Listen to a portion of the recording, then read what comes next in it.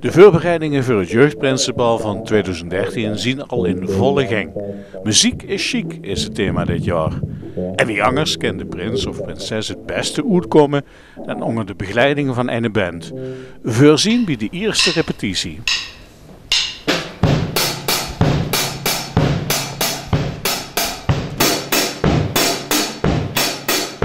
Ik woon in de Wien en het in het pen. En geloof maar dat ik dichterbij de rood ren. En oven na oven zal ik er zien in het pen. In de maneschijn. Als de sterren. Nee, ik kan het niet meer spelen. Heb ik je toch gezegd? Dan kan je toch helemaal niet meer aankomen, joh. Ja, maar het is ook echt gaar wat je van het verwacht. Ik bedoel, het is zo slecht. Slecht is geen bar slecht. Ik kan ze op de Afrikanen niet eens mee aankomen. Hé jongens, stek er maar in. Verrek maar. Je huurt nog wel wat van mij. Met één bandlid minder werd het niet makkelijk. Toch gaan ze weer.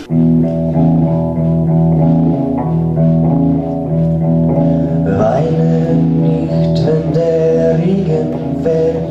Down, down, down, down. Ja, stop maar. Ik weet niet wat ik moet spelen.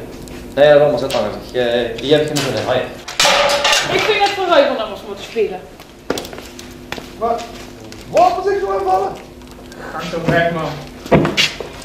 Hé, daar moet je zitten, man. Het idee van een liveband was inderdaad schoon geweest, maar nu is het gans in de soep gelopen. Daarmee is het niet gedaan. Een van de band had helemaal geen zin in het Jeugdprinsenbal.